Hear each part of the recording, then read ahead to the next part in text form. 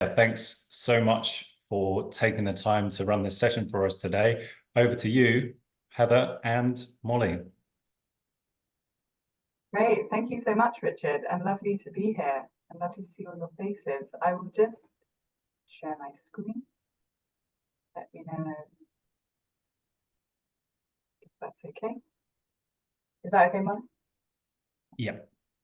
Great, yes, thank you so much for having us here. It's a pleasure to be able to talk to you about emotional resilience.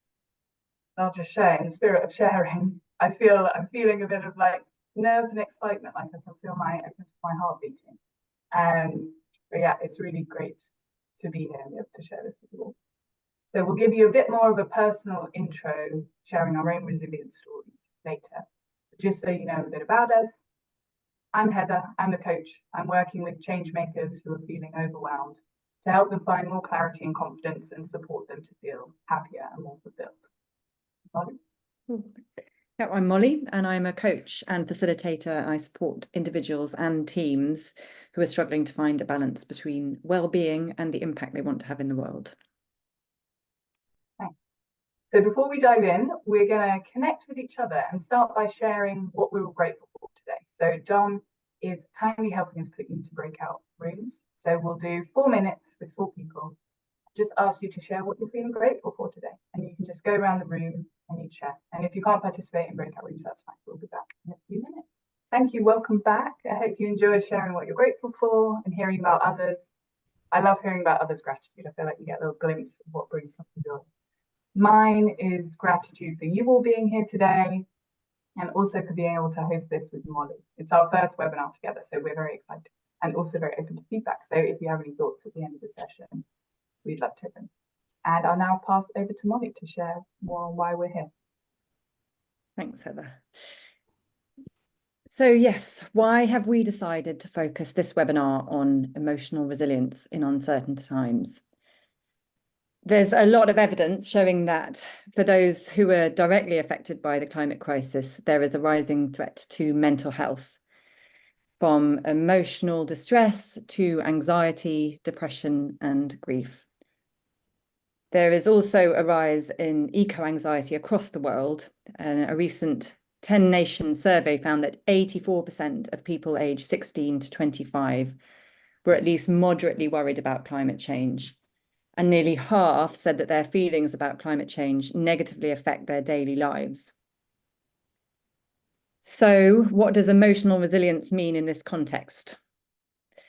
Emotional resilient people are better able to adapt to stressful or challenging situations and tend to share a number of characteristics such as emotional intelligence, of which involves emotional awareness and management of emotions, a sense of interconnectedness with others and the natural world, and a sense of humour. So these are all qualities that can be cultivated and nourished.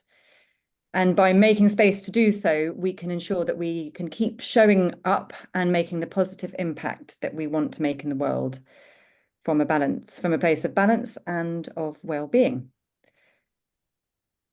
So that's a bit of an overview. I'm going to hand over to Heather to take you through a bit the actual agenda for today. Thank you. So the plan for this session is to start with a grounding meditation to introduce us to the idea of emotional intelligence and bringing awareness to our emotions. We're then going to explore the climate emotions wheel, which covers the emotions we can have in response to the climate crisis. And we'll use the term climate crisis today, but when we say that, we're also meaning a polycrisis of issues affecting the world at the moment. We'll then share our own stories as a way to bring to life how people can experience climate emotions. Then we'll share a model for how you can manage emotions in the moment, and then go into groups to connect around an experience where you felt any of these emotions, and then share other ways that help you cope with what's happening. Then we'll have some time to share in the chat. Then we'll introduce Joanna Macy's Active Hope Spiral, which provides a way for us to lean into our emotions as well as opening our eyes to interconnectedness. This will lead us into a playful connection with nature exercise.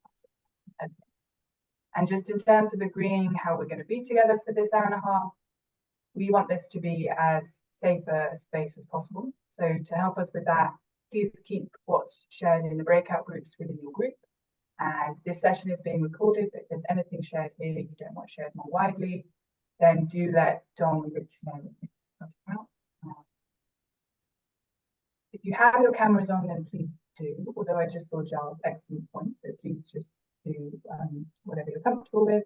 And we'd invite you to embrace an open-minded and non-judgmental attitude, to really be present for others in the space, as people may be sharing things that are very personal to them. If you have any questions throughout the session, please pop them in the chat as we go. We don't have time for questions, so what we're going to do is to answer them in a video that we'll send out after the session, where we'll share slides and further reading as well. And now I'll hand over to Molly to do grounding meditation.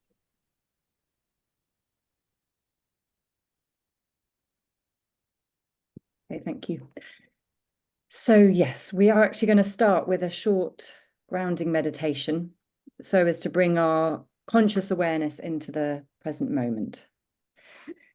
So I'd like to invite you all to sit straight in your chair with your feet on the floor. And if you feel comfortable, please close your eyes, or you could also lower your gaze. And bring attention to your breath. Just notice the in-breath and the out-breath.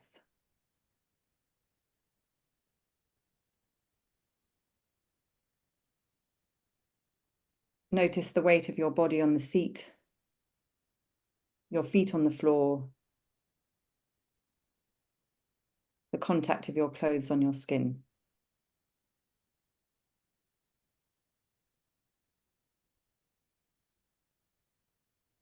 Now bring your attention to your emotions. Maybe you're feeling impatient. Maybe you're feeling calm. Maybe anxious. Maybe happy. Notice the sensations that arise in your body and any thoughts that come with the emotions. Be aware of them just as thoughts. Observe them with curiosity and without judgment.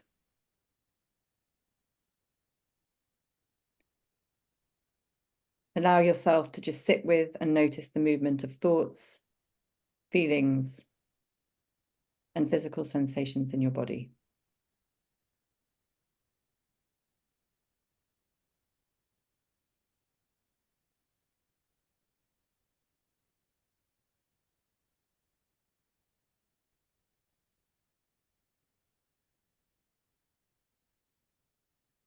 Now bring your awareness back to your breath for a couple more breaths.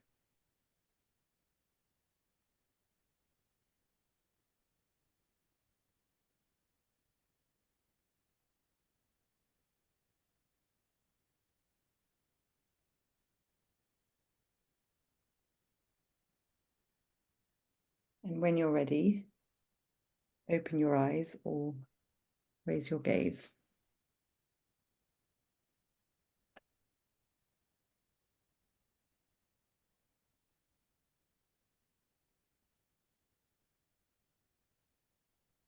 Can you have the next slide, Heather? Thank you.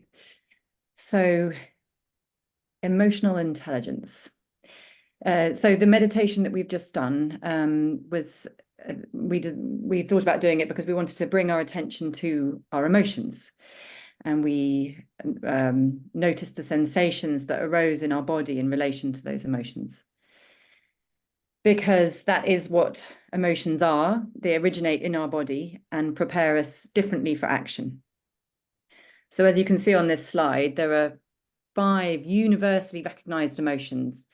They're the basic emotions that are hardwired into our biology. So joy, sadness, fear, disgust, and anger. And these basic emotions helped to motivate adaptive responses to immediate challenges to survival and well-being. So in our ancestors, for example, fear prepared us to run from the tiger.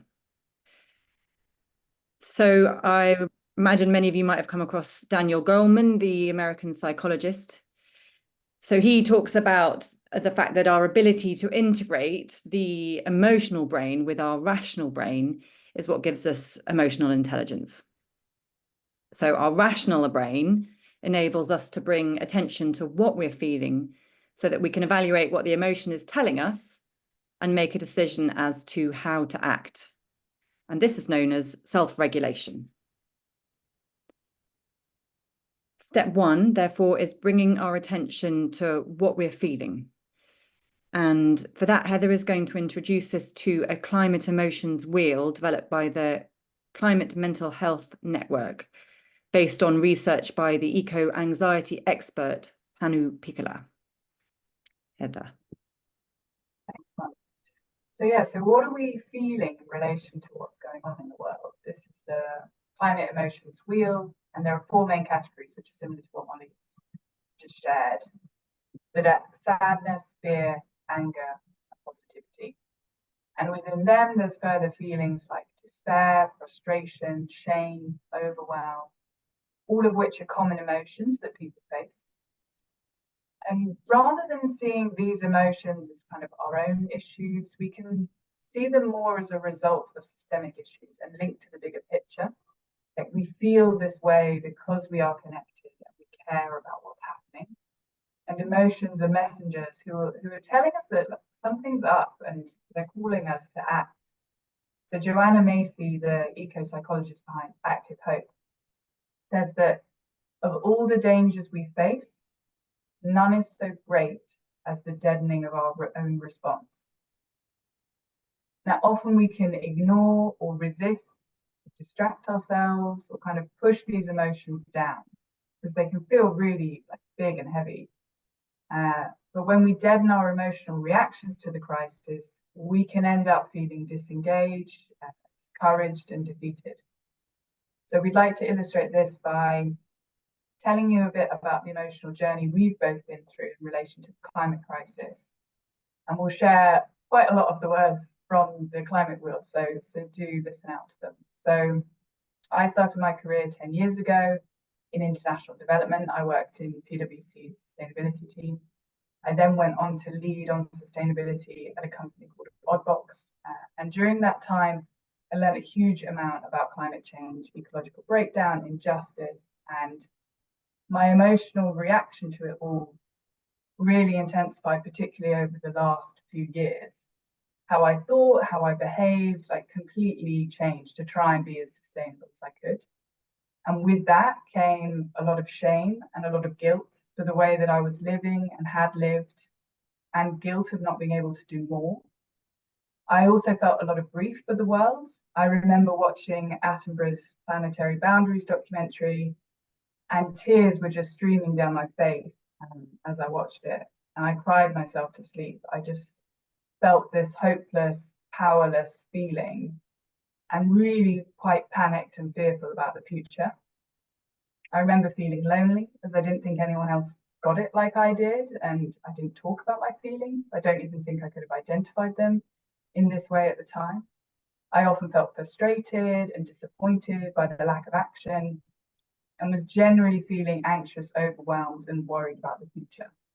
I found it quite paralyzing at times to really know what to do and how to best contribute. And on the positive side, I also felt empowerment from working in mission-led organizations. I felt hope and inspiration from the people I worked with and all the good news stories I heard. And I felt gratitude that I got to do the work that I did. And I realized I didn't want to be so negatively impacted by those negative feelings, as it really stopped me from showing up and contributing in the way that felt good to me. So by learning about emotional resilience, practicing, learning how to coach people around these emotions, I've learned to better manage my own feelings about what's happening. That has led to me being more resilient, motivated, and happy. I'll pass over to Molly. Thank you, Heather. So over the last 20 years, I've focused my professional life on environmental and social impact.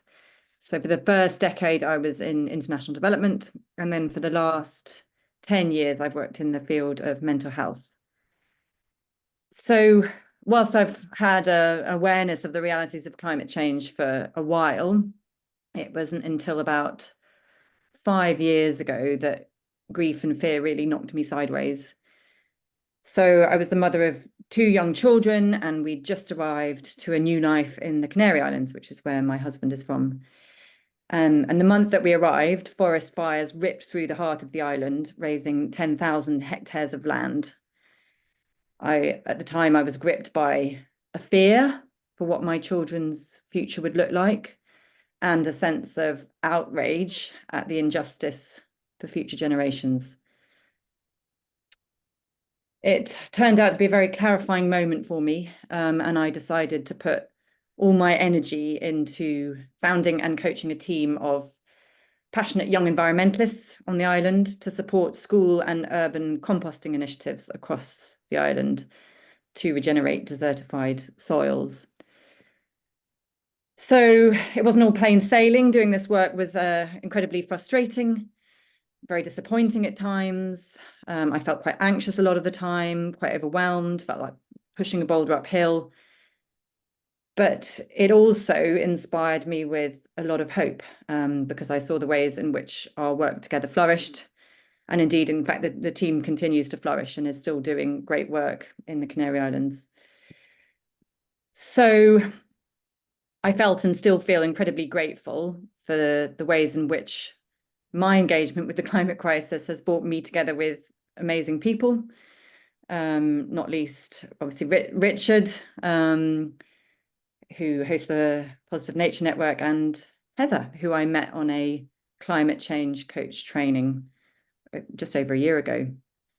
So on which note, Heather, back to you. Thank you so much, Molly. And so some things from our stories might have resonated with you. And it's just to acknowledge that lots of us are going through this, and these emotions are normal, they're valid reactions to what's happening in the world and the uncertainty about the future. And acknowledging and accepting these emotions can actually help as a motivator and catalyst towards climate action. And it's a journey to go through. So this emotional transition curve shows the change process we can go through. So, you can go through the anxiety and some happiness of feeling like, yeah, we can do this, to going through the kind of lows of guilt and depression and this questioning phase of like, what's the point, which I often hear, which can leave us feeling stuck down here or kind of lead into hostility, or we can move up into acceptance and finding motivation to move forward. And what can be helpful when thinking about emotions is not necessarily seeing feelings of good or bad. So despair and fear are not inherently bad, hope and optimism are not inherently good.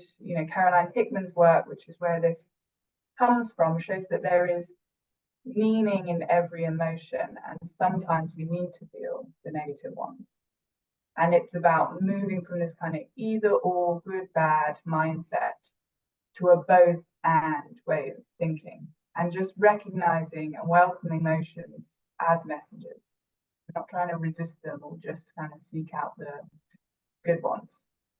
The climate crisis will not kind of be something that happens at a point in time. It will be a continual thing where events will keep happening. So I don't imagine we can expect to do this kind of emotional journey once. It will continue, and we'll go through these highs and lows. But by learning to work with our emotions in a way that we'll kind of really only just touch the surface of today, we can learn how to not go down to the bottom of the curve every time. Like when we lean into our emotions, we can make the dip shallower, and we can better learn to ride the wave. So you might have come across this quote from John Kabat-Zinn, who's a scientist, writer, and meditation teacher. It says, "You can't stop the waves, but you can learn to surf."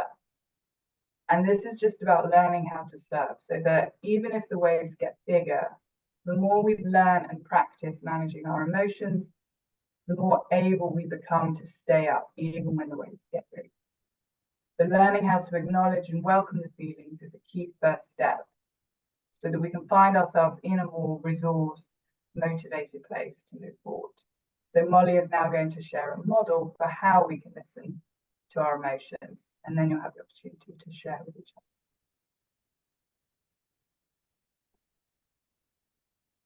Cool. So yeah, we've got a four-part model here. And as you can see, the first is name the emotion, which is what we've been doing a bit of just now with the climate emotions wheel. So naming emotions helps us to step back and decide what to do with them. And in fact, there are kind of ways of articulating this to ourselves that could help with that. So I feel anger, or this is anger, rather than I'm angry. Next step is to locate it in your body. So as I mentioned before, emotions occur in the body. And in fact, the word emotion means energy in motion. So it will show up as, for example, tightness in the throat, butterflies in the belly, a hot and fuzzy feeling in the head. However it shows up, it's about locating it. And then it's about describing it, because actually describing the emotions or the sensations can help to do that job of connecting the mind with the body and the rational brain with the emotional brain. So we can do this, for example, by thinking about what shape it has, how big it is, what color it might have, what sound it would make if it had a sound. So I was thinking about this, and recently I felt quite a lot of grief in relation to a news article I saw, and I can describe it as like a spiky yellow knot in my throat with a sound of a kind of dull hammer banging on a block. Yeah, so that's how it showed up for me. And finally, we can welcome the emotion. So the simplest way to do that is with a few breaths of acceptance. So that's one of the reasons we started with a grounding meditation. And it's really important to welcome the emotion, because often we can actually block emotions due to something called meta emotions. So meta emotions are how we feel about what we feel. And they're based on messages that we received in our childhood about what are good emotions and what are bad emotions. So, for example, if it wasn't okay to feel sad, we might get mad that we're sad. Or if it wasn't okay to feel angry, we might feel ashamed about it, and so on. So with a couple of breaths, we can welcome whatever emotion is arising in us. And there will also be other coping strategies to help us surf the wave, such as practicing gratitude, which we opened with, doing something you enjoy, doing something small that helps you to feel that you're making a difference, like doing your composting, or finding someone you trust to share your feelings with. So that's why we're now going to make a space for you to share with each other. So we're going to be going into breakout rooms in groups of 3. And we're going to ask you to choose a specific time when you can remember a strong feeling that came up around the climate crisis and share what impact it had on you. So here, we're not asking you to give detail about what the specific trigger was, because that might be triggering again, but rather to focus on explaining what your response was in that moment and any lasting impact it had on you moving forward. And so here again is the model. So name what the emotions were that came up for you using the wheel. Locate where the emotions are showing up for you in your body. Describing what it looks, sounds, or feels like. And then talking about how you welcomed it, if you did welcome it. And here we'd also like you to particularly share any coping strategies that you use to stop you ruminating on the feeling. So when you get back from the breakout, we'll actually be asking you to share some of these coping strategies into the chat, because we don't have time to focus on that today, but I think we think it would be helpful to just share some of those. So what we're going to do with this, as it's been posted already, so Dom and Richard have, so there's a link to this slide So if you could all click on that, then you'll have that open as a window yourselves, because it's useful to have the wheel and all the questions available. So I'll just give you a bit of time to make sure you've done that. And then what we're going to be doing is going into threes for 20 minutes. So we'll be asking you to take turns to speak, to practice active listening, which will help you all to feel heard and supported, and to kind of be mindful of the time and how you distribute that between you. So you'll be looking at about 5 minutes each. So if you're, and it's also, if you find yourself in a breakout where there's not any people that are there that are not able to fully participate, so there's not one other person that's able to fully participate, just come back to the main room and we will put you into a different group. Welcome back. Okay. Great. Mm. Is that everyone back in the room? Okay, thank you. Hopefully you can hear me. Sorry, I just saw the note about my sound in the chat, so just let me know if you can't hear me. But we hope you found that helpful and connecting. Sharing our feelings with others is a powerful way of helping us to manage them ourselves. So we'd invite you to share now in the chat any coping mechanisms that you came up with. So it'd be great to hear what you discussed, or you didn't get to it, just anything that kind of helps you. So it might be getting out of nature, walking and playing with your dog, reducing how much news you read, dancing or meditating or journaling, whatever it is. If you want to share them in the chat, then just chat. And just the exercise that we shared with you earlier of noticing the emotions, you know, the name, locate, describe, and welcome. That's something we hope you can take away and practice when you notice emotions coming up.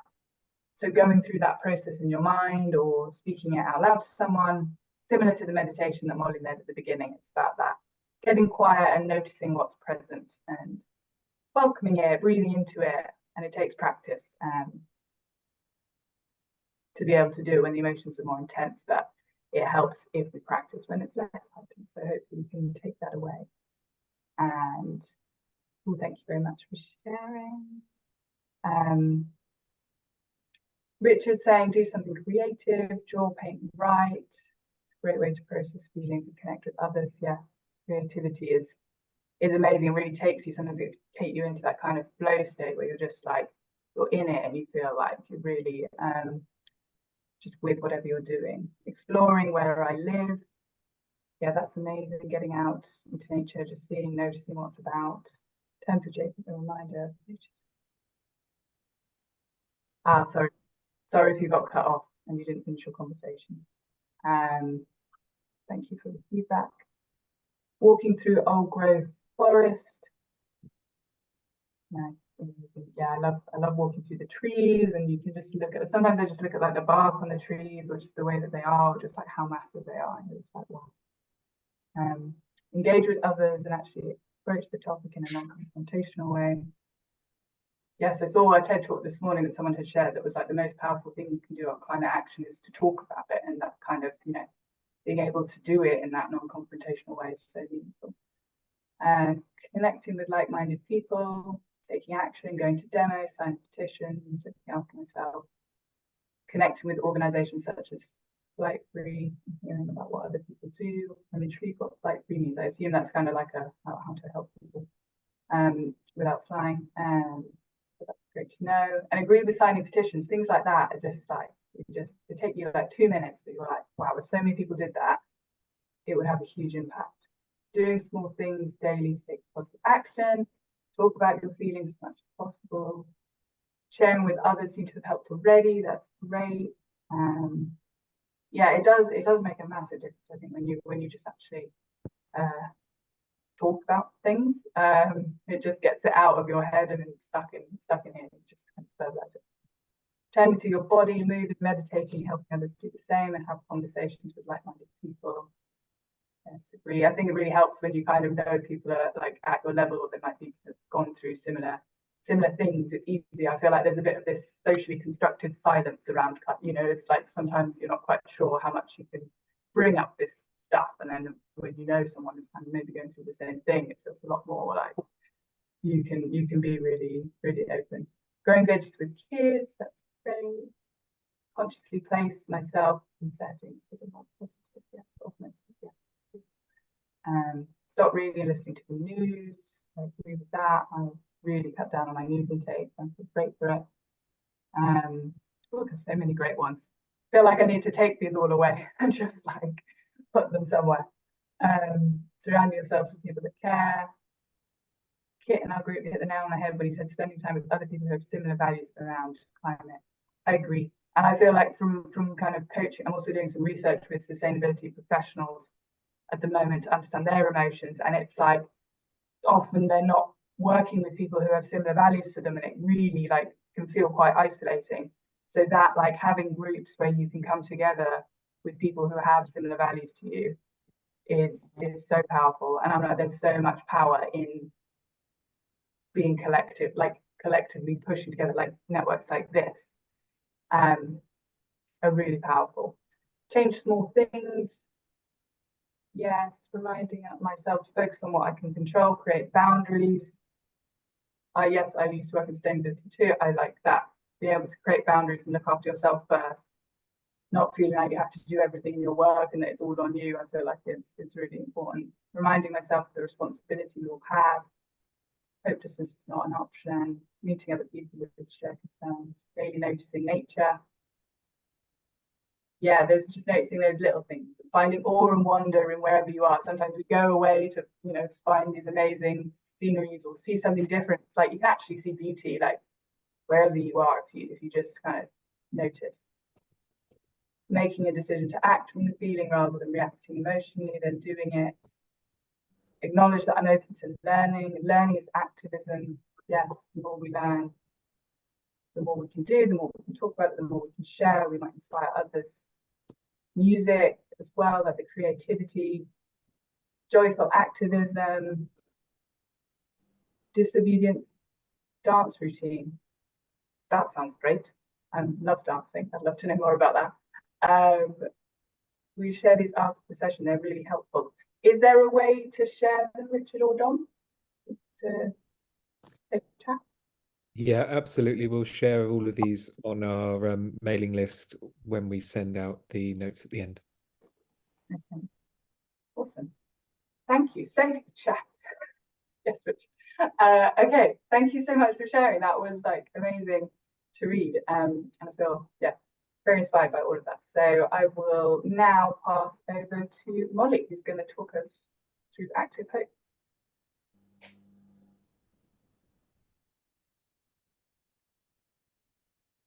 Good, thank you. So I don't know if you'll have come across this Active Hope spiral before, but I was actually one of the things that Bettina wrote, I think it was, said that I'm reminding myself of the responsibility we all have. So I think that the Active Hope spiral is very much about seeing systemically and seeing that interconnectedness. So as you see here, we started at the bottom of the spiral with a gratitude practice in breakouts at the beginning of the session. And then we've done a bit of leaning into our grief for the world, honouring our pain. And we used the climate emotions wheel there as a prompt. And then this bit here, seeing with new eyes, is about that interconnectedness. So this is the systemic lens. And this systemic lens enables us to move away from a disempowered sense of, oh, well, what good will it do anyway, to the insight that, in fact, the whole is more than the sum of its parts, and that new possibilities emerge when the parts come together. So exactly all that we were talking about being in those spaces where we can connect and create things locally and see what emerges, and the hope that brings us. So In fact, when we're thinking about going forth and the actions that we might take, often instead of saying, well, what good will it do, we can choose to ask, well, what's it a part of? What does it contribute to? And this is a much more empowering way of approaching what we do with the acting from the feeling rather than reacting emotionally. I love that as well in the chat. I can't remember if it was Rob that said that. And this kind of like, okay, so acting from that feeling, what is the action we might take, and what is it a part of? What does it contribute to? So Active Hope actually do offer a free online training, which is excellent. And we will be sharing a link to that along with other resources in the notes afterwards. So that's by way of a quick overview of Active Hope. And I'm going to be handing back to Heather, who's going to share another exercise now in relation to this sense of interconnectedness. Yeah, thanks. So yeah, we're now going to practice seeing with new eyes by exploring our interconnectedness with the natural world. So I don't know if you'd agree, but I feel like we've all got a bit disconnected from the natural world, whereas we actually have an evolutionary need to connect with nature for cognitive, emotional development and to give us meaning and fulfillment. So we're now going to play with seeing ourselves as something in the natural world. So I would invite you all to think about what in nature you can see yourself in, and what is that telling you about ways to cultivate your resilience. So for example, mine's an oak tree, and it's telling me just by being, my presence is enough to support others in the local ecosystem, and that you don't need to rush and evolve over time. So we'll give you some time to think about it. You can share in the chat. It would be nice to have some voices in the room too. So if you want to, do come off mute and just jump in.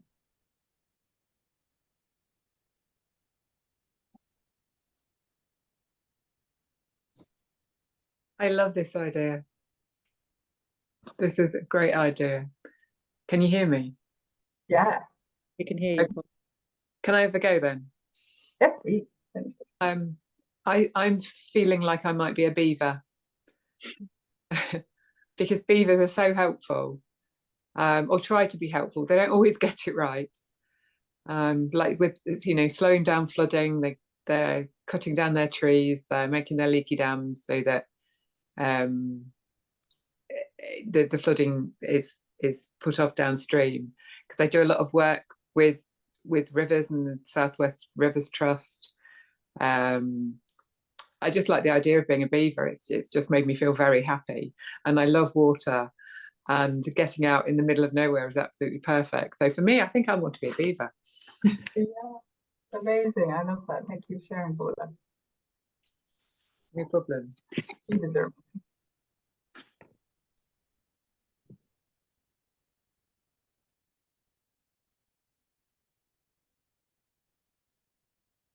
And then it's Richard. I love the idea of ecosystem inside us all, and how these millions of tiny microbes keep us alive. Yeah, it's amazing to think about the scale of things, how like tiny lots of things are. Giles saying, I'm closely connected to nature as I live 2 streets back. The Eden project. Lots of birds and wildlife. Lots of weather coming.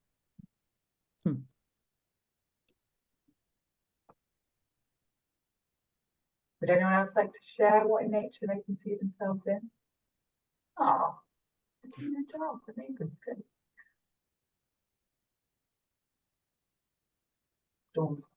I will share, because I think throughout my entire adult life and even my teenage years, I lived by the sea. Well, I lived by the ocean, the other side of Ireland, to where Giles is talking about.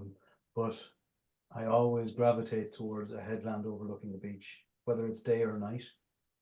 And there's resilience there in nature, no matter how difficult things are, no matter how challenging you find things, we can always find some energy. We can always find a way to move forward, just like standing on a headland, whether it's in sunshine, whether it's in rain, whether it's in wind. It's there for me, a source of energy. I call it my Zen place. And it can be anywhere, but I take energy from that and I say, okay, if this wild headland can continue for thousands of years being just what it is, then I can find a way to do things that will help me and others make the world a better place. Amazing. Just that headland of just like, it's just there. It can cope with what's happening. It still is there, and it's there for you as you're kind of absorbing the energy from it. Gives you inspiration.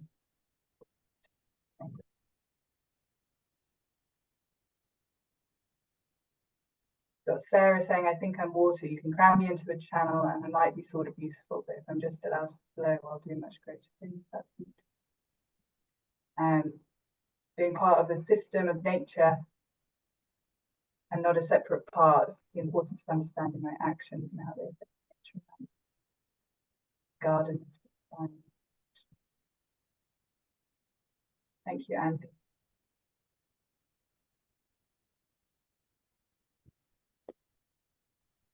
The one from Rob. I don't know, Rob, if you want to come in or I can read it out.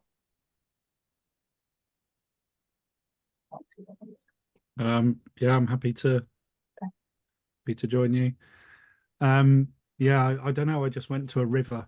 I think it was the ebb and flow. I think it's perhaps from the other activities you've asked us to go. That sort of, there's a river not far from me, and I walk there, privileged to walk there quite regularly, and always notice the level of the water and what's going on and how that is a symbol of the surroundings. So I found myself thinking about that, about my energy and flow varies dependent on my surroundings, which relates to that whole fluctuating emotions and everything.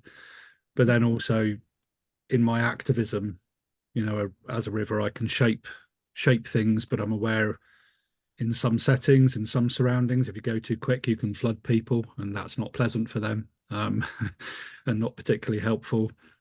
And the renewal of the river, I don't know where I am in that river, which bit of it I am, but the idea of constant renewal and being willing to let go, I think, is really important as well. And that there's the sort of hosting nature of work as well, of others and life in the river, and how that makes it enriched. So I don't know, that's where I went to, river. Wow, that's an amazing metaphor. There's so much in that of all the different things that the river can kind of do, the energy and the flow, that flooding, you flood with people, it can also shape, but like if there's too much, then it's kind of flood. And it's also like a life giver, constantly renews and refreshes yourself. That's amazing. Thank you.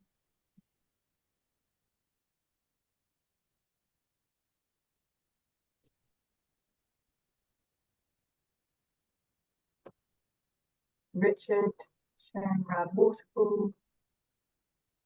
Again, feel free to jump in to share anything more on it.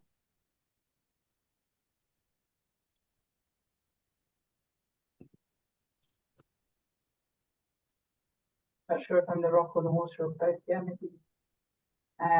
But yeah, that sense of power, the waterfall and the water, and how it changes, yeah, the shape of the rocks.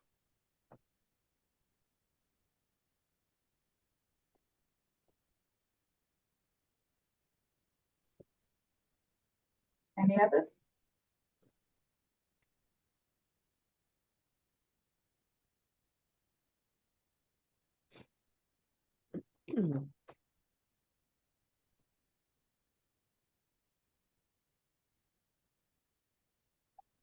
Well, I'm getting notifications of people connecting around similar areas. That's great. I love it.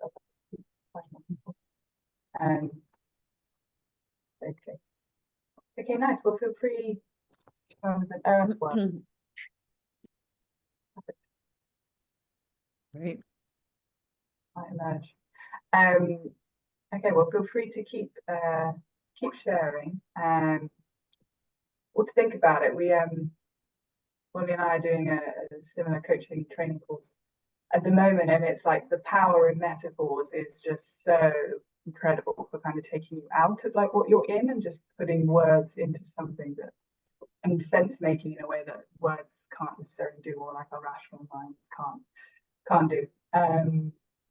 So yes, thank you all very much for sharing, and also for coming today, for your openness and your willingness to explore this with us. We thought we'd share a few things we hope you take away. So firstly, an emotional reaction to what's going on in the world is normal and valid and common, and lots of people are going through it. Emotions are messengers, and it's important to listen to them. Learning to acknowledge what emotion is arising, bringing attention to it, can help us to ride the waves and kind of lessen the depths of the lows. And the active hope spiral can help us to see through a systemic lens, and connecting with nature is a powerful way to do this. So we'll share some resources after, some further reading. If you would like to keep in touch, then you can connect with us both on LinkedIn. We offer one-to-one coaching. We're also working with organizations to deliver these types of sessions with teams. So just reach out to either of us on LinkedIn if you're interested in exploring. And if you have any feedback, please do drop us a message. Great to hear how this landed. And now I will hand over to Molly to close this. Yeah, thank you. I was really enjoying those metaphors. So yes, just a reminder that if there are any questions, please do put them in the chat, and we will create a video, and that will be sent out with the slides and resources after.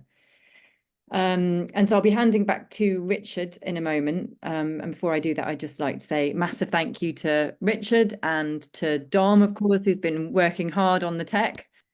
So thank you to both of you for hosting Heather and I and all of us. And we're incredibly grateful to you both. And so before I hand back to Richard, it would be great if we could just kind of close this bit of the session with putting, I can see that you're already putting a few things into the chat, but if you could just put one word into the chat that summarizes how you're leaving today.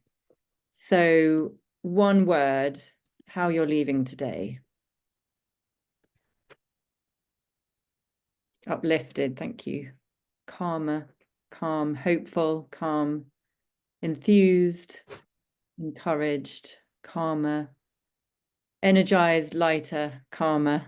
Great, thank you. Hopeful, energized, not alone. Yeah, hopeful, grounded, hopeful, lifted, connected, yeah. Great, thank you. Well, I also feel much more hopeful from this connection with you all, and this lovely gathering in just an hour and a half of people. It always makes me want more, but connected and grateful. Yeah. Thank you. Well, I hope I'll be seeing you again on future Positive Nature Network gatherings. It's a fantastic community.